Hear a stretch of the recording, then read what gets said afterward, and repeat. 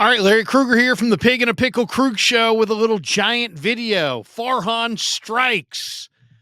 And this one is definitely worth talking about. We'll get it next, but first, we're brought to you by Pig and a Pickle, the best barbecue in all of Northern California. Check them out in Emeryville and Corte Madera. They're open 7 days a week in both spots from 11 a.m. till 8 p.m. or until they run out. Pig and a Pickle, the best barbecue in all of Northern California. And we're also, this video is brought to you by Mojo Fantasy. Check that link in the description and use the promo code Krug, K-R-U-E-G, and they will match you up to your first $100. Mojo Fantasy, a proud sponsor of the Krug Show. All right. Well, we had to wait, and the Giants have made a move, and it's an unbelievable move that I just think has the potential to be just horrible. Let's talk a little bit about it. The Giants signed slugging South Korean outfielder Jung Lee to a 6-year contract for $113 million, $19 million a year for Jung Lee. And according to what I'm hearing about the agreement, he's a great player in the KBO, but supposedly he can terminate the deal after 4 years and 72 million and become a free agent. So he's got an opt out after 4 years. The Giants are hoping that he will fill a need at the top of their lineup. They've not been good the last couple of years, and they won 107 games in 2021, and they really have struggled ever since. They struck out on Shohei Ohtani, who went to the Dodgers, and so this is their response to sign the 25-year-old Lee, who was posted by the Kiwoom Heroes of the KBO on December the 4th.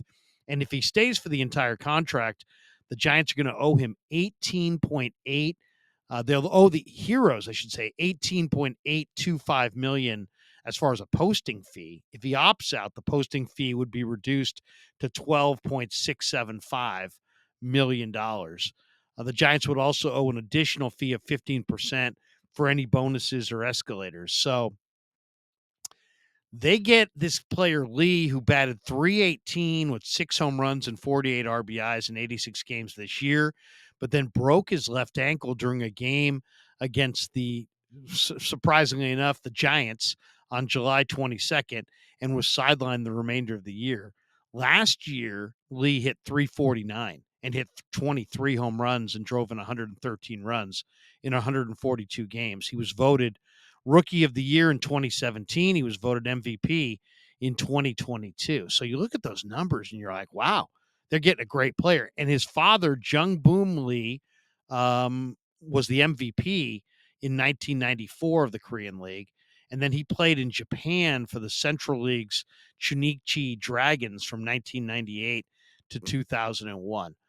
All right, let's get into it because I think this could be the worst signing in the history of the Giants. And I don't want to bag this. I don't want to. I'm a Giants fan. I'm a native San Franciscan. I would love to be super positive about this. I think this is a disaster, absolute disaster. Here's why: $19 million a year, roughly, for a slap hitter is just a dramatic overpay. I mean, paying a slap hitter $19 million is and when I say slap hitter, I don't think he's going to be a 25 home run guy in the big leagues. I think this guy's going to hit 10 to 12 home runs. Um, why? Because the KBO is not the big leagues, and it's not professional baseball in Japan. The KBO, according to a lot of scouts that I've talked to, and I've talked to a bunch, that it's somewhere between high A and double A. So it's probably a little bit better than like the Cal League, but not as good as the Eastern League. So you got to remember that's the level he's playing at. And now he's going to try to step into the major leagues and do this.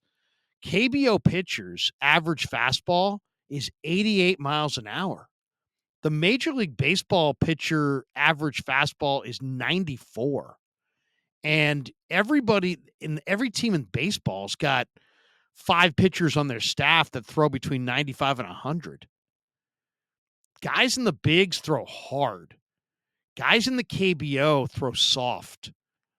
Major League Baseball pitchers are going to blow this guy away with hard stuff on his hands all day.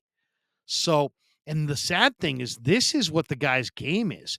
In the KBO, he crushes inside pitches, but major league pitchers are going to throw him 95 on the hands all day. And that's just going to, I think his strikeout rate, which is super low in the KBO, is going to be far, far higher in the bigs. Now, as I said, KBO is not, you're not talking about Major League Baseball. I mean, even if you want to say on the bright side, it's double A, you just gave $113 million or $19 million a year to a guy who's basically a double A player. Then you mix in the fact that he's coming off a broken ankle. Nobody knows how he's going to bounce back from that injury. Now, the other thing, the real reason I don't like this signing is that in the KBO, Lee relied heavily on just a great batting eye. But major league pitchers are not going to nibble on a guy like this. They're going to come right down the pipe with hard stuff. So this idea that he's going to walk a ton, I don't think so. I think major league pitchers are going to attack him on the hands in the zone and dare him to hit it. He's got very little power. If you really look at it, this is not going to be a big time power guy. He's got a very elongated swing with a big follow through. Then there's durability concerns. He's slightly built. That's a bad combination. He also hits the ball hard on the ground a ton, and that doesn't work well in the big leagues. He hits ground balls almost 60% of the time. And a lot of people, the scouting reports I've read, said that that profile is not going to translate to the major leagues at all. That pulling the ball on the ground is in the bigs is almost as bad as striking out or popping up. Then you've got the other options they had. I mean, they could have had Cody Bellinger. The Giants could have signed Cody Bellinger. Cody Bellinger is a 20 home run, 20 steal guy in the big leagues who just hit 306.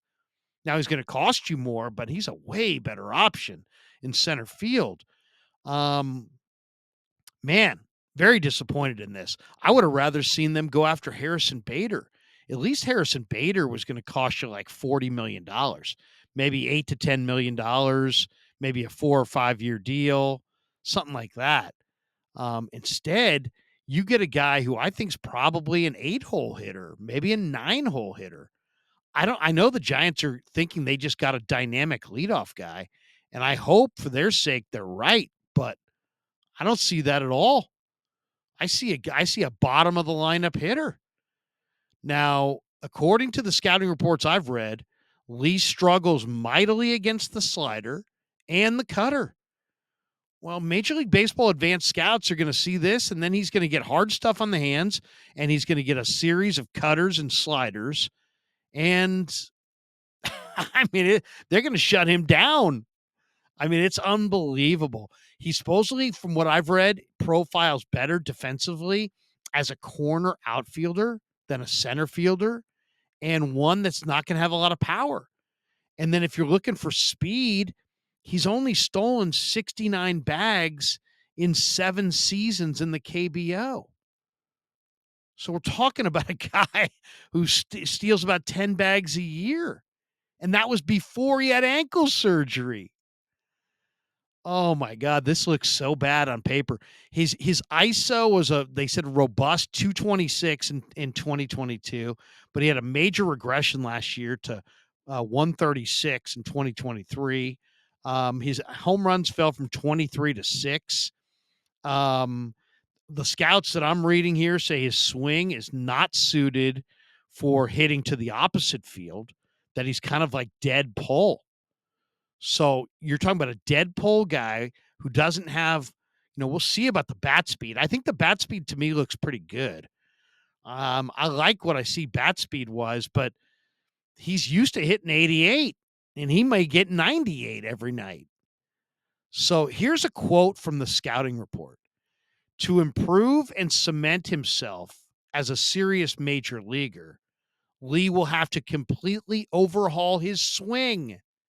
Combined with the fact that KBO pitchers simply don't challenge hitters anywhere close to the level that Major League Baseball pitchers can, Lee's likelihood to produce in 2024 is bleak.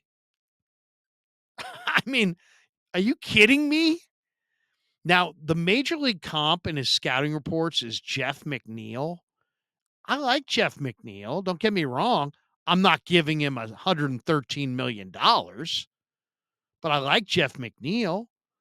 Um, but wow, that's a pretty underwhelming investment for $113 million. And I hope I'm wrong. And I've been wrong before, as all of you know. People watching this go, "You've been wrong, Krug. You've been wrong." I've been wrong. I've been wrong. Um, but wow, that's a ton of cash.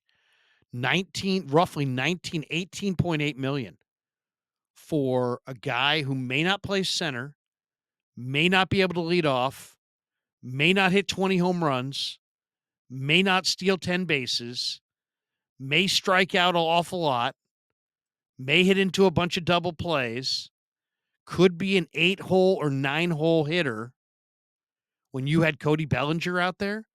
And now I'm reading the Giants may wind up trading Luis Matos, who's got great young, he's a great young talent who just needs time.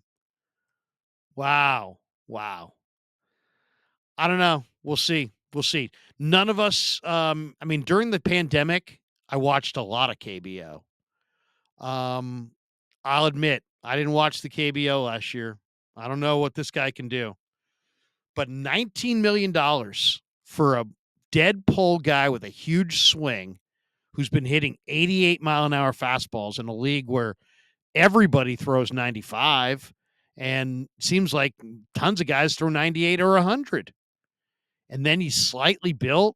He's coming off a fractured ankle and he gets by on a great batting eye. But what's a great batting eye going to do if they're coming right down the pipe? See, that's the thing. I think Major League Baseball pitchers are going to attack this guy with hard stuff down the middle of the plate. They're not going to work off the edges like they did in the KBO. They're coming right at him, right down the middle. And we're going to find out if this guy can do it or not. Um, Maybe I'm wrong. Maybe we'll look up in April and May and he'll be hitting 330 and leading off and dynamic, and he's in center field. He's making diving catches. He's, exciting the fans. I'll admit, I watch a ton of ball and I think I know what I'm talking about, but I haven't watched this guy a ton. So I don't know. But the scouting report comparing him to Jeff McNeil, let's see, what did Jeff McNeil do this year? Jeff McNeil, I mean, did Jeff McNeil? I mean, I think Jeff McNeil's a pretty good average hitter. So maybe this guy can hit for an average in the big leagues. But wow. So Jeff McNeil, what did he hit this year? 270. 270, 10 home runs, 10 stolen bases. Okay.